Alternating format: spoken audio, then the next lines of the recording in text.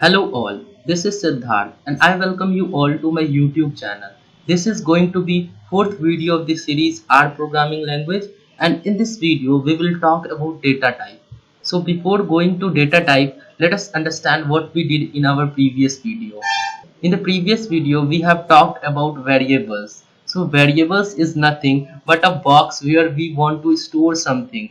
So in programming, variable is a box where we store our values and that value can be used later.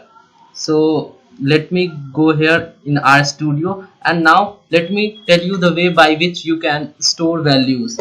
So first way is just you can use assignment operator, and this assignment operator is like this. You can use a and you can store any value like 3. Now if you want to see this value, then just write a and you have to select all these value. You will have to select this and just here click on run.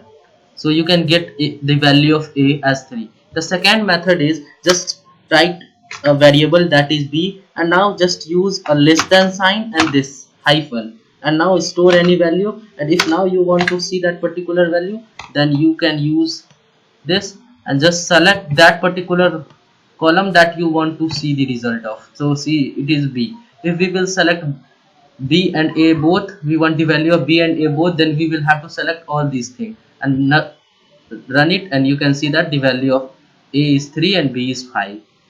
So we can assign value with the help of equal to operator as well, and then this less than or equal to, less than and this hyphen. And there is one more way by which you can assign the value. This is using the self-made function that is assigned, and you here you have to write a variable, let's say x, and what value you want to store. So I want to store this time 7, and now if you will write x and you will run this, then you can see that it will be assigned successfully. So you can see that x has been assigned 7 here.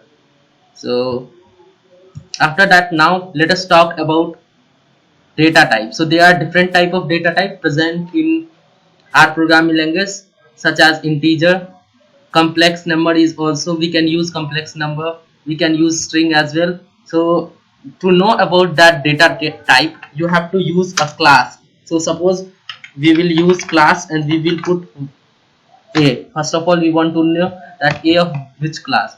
So you can see that it is will be of numeric class. If I will run this, so you can see that class A is numeric. Let us make a string.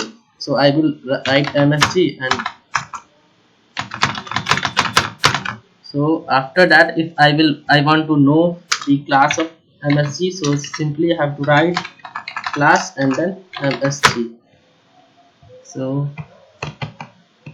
now if I will run this, then you can see it is of character type. So now if we will use t, let's say, and we will give some float value to it, and now class of t, I don't, let me run this.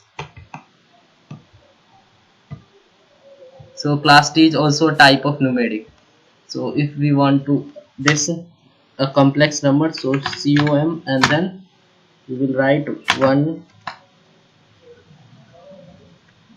plus 3i, and now if I will check the class of this comp variable, then let's see what it is giving us.